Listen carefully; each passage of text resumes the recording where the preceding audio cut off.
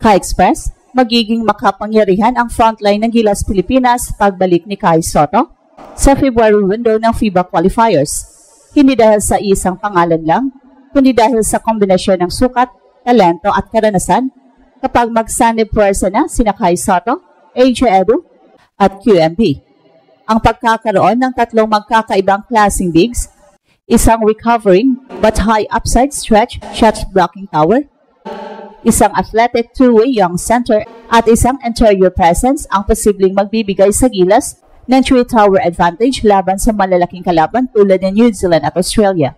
May malinaw na plano ang coaching staff na i-maximize ang different skill sets habang ang isa ay nagpo-focus sa rim protection at finishing.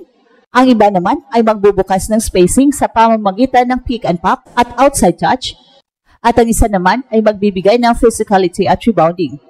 Ito ang nagbibigay ng tactical flexibility. Pwedeng i-play small ball lineups na may spacing o pwedeng mag-deploy ng traditional post-heavy sets depende sa opponent. At ang resulta, pakiramdam ng maraming analyst, parang may tatlong malalaking options ang Gilas sa ilalim at hindi lang isa. Importanteng tandaan, si Kai ay kasalukuyang nag-recover mula sa kanyang ACL surgery at ang realistic timeline na binanggit ng coaching staff at ng media reports ay nasa 9 months hanggang 1 year, kaya cautious pa rin ang expectations pero may target window na pagbabalik ngayong February. Well, sa madaling salita, comeback possible pero nakadepende pa rin sa medical clearance at load management. Practical implication para sa laro, magkakaroon ng malaking mismatch opportunities sa defensive end, kumayos ang rotations at communication. Sa offense naman, ang mere threat ng spacing at second chance points mula sa mga bigs ay magpapalawak ng driving lanes para sa mga guards at wings. Ito ang dahilan kung bakit nag-experiment ang staff sa iba't ibang kombinasyon sa training camps at practice scrimmages. Layunin na mahanap ang pinaka-stable at high-efficient lineup bago ang February window. Bottom line, kung magkakasama na sina Kai Sotto, AJ Edu at QMB sa competitive action, magbabago ang dynamics ng Gilas sa international level. Hindi instant guarantee ng panalo, pero isang malinaw na strategic boost na pwedeng gawing mismatch engine laban sa mga traditionally taller opponents. Ang susi ay ang health management, chemistry sa offense at defense, at tamang rotation plan ng coaching staff. So may bagong mukha at bagong energy na pumasok sa frontline ng Gilas at may rason para maniwala tayo na parang may tatlong higanting forma. Ang pwede nilang ilabas kapag bumalik ang lahat, Kai Sotto, AJ Edu at QMB. Sa ilalim ni Coach Team, unti-unti nang binubuo ang isang frontcourt pool na may sukat, galing at versatility.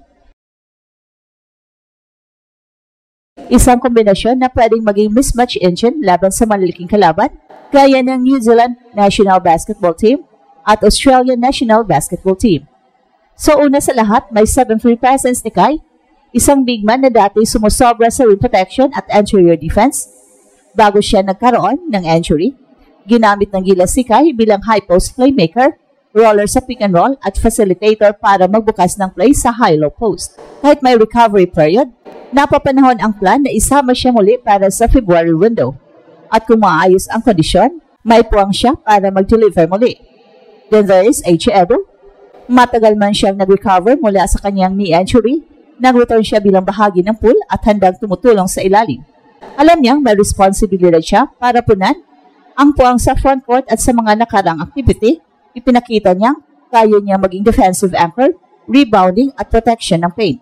At hindi rin mawawala sa QMB, kilala sa kanyang laki at kredibilidad sa loob ng paint.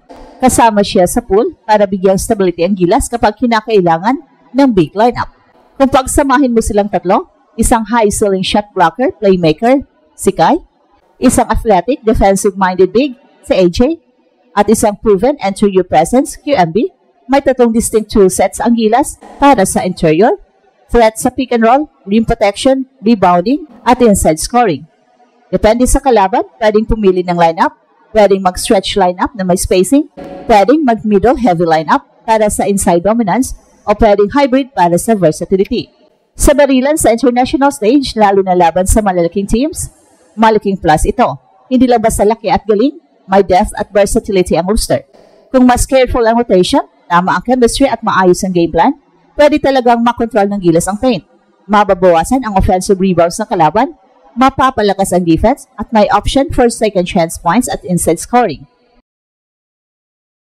Sa unang bahagi ng preparasyon at man-on-man evaluation ng coaching staff, malinaw na binabantayan ang kondisyon ni Kai Sotto at AJ Edo, kaya may sense of realism. Hindi basta-basta i-hope ang full force Big 3, kundi planado, pero basta bumalik ang tatlo ng malusong, may matibay na pundasyon ng Gilas para makipagsabayan sa malalakas na international squads. Habang lumalalim ang preparasyon para sa February window, mas nakikita ng Gilas coaching staff kung gaano kalaki ang magiging epekto ng pagsanib puwersa ni Kai, AJ at QMB. Kung tutuusin, hindi ito basta simpleng big man rotation. Ito ay tatlong magkakaibang klaseng tower na pwedeng maghati-hati ng roles depende sa kailangan ng laro. At dahil dito, nagiging malinaw ang narrative na parang tatlong Kai Sotto ang makakalaban ng New Zealand at Australia. Hindi literal na clones, kundi tatlong equally tall, skilled at impactful na bigs na kayang sabayan ang laki ng Oceania.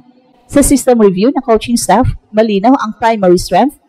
Kay Kai nakatutok ang shot blocking, pick and roll finishing at high post facilitation. Bago ang injury, kaya niya magbukas ng play mula sa elbow, magbasa ng defense at tumira kapag binibigay ang space. Iyan ang rason kung bakit excited ang Gilas sa comeback timeline ni Kai dahil kapag bumalik siya ng fully cleared, may 7'3" high IQ piece na babalik sa rotation, isang element na bihira sa Asia. Kay AJ naman, nanggaling ang defensive stability. Ang mga unang balik niya sa training ay nagpakita agad siya na kaya niyang mag-slide, magbantay ng switches at tumulong sa weak side protection. Ibang klase ang mobility ni AJ para sa kanyang height, kaya siya ang pinaka-versatile defensive sa tatlo. Siya ang pwedeng ipangtapat sa stretch bigs ng Australia o sa quick rollers ng New Zealand. Kapag siya ang nasa loob, hindi napipilitang mag-trap ang Gilas, pwede silang mag-hedge, mag-show at mag-recover dahil kaya ni AJ sumabay sa perimeter movement. At syempre si QMB ang magbibigay ng anchor presence, siya ang may pinakamahusay na feel sa low post, siya ang pinakamalakas sa ceiling, at siya ang pinakamahirap itulak sa rebounding situation, ang isang malaking difference sa February window. At dahil may Kai at AJ, mas magiging efficient si QMB, mas sariwa siya sa clutch moment, mas mataas ang kanyang impact per minute, at mas maprotektahan siya mula sa unnecessary foul trouble.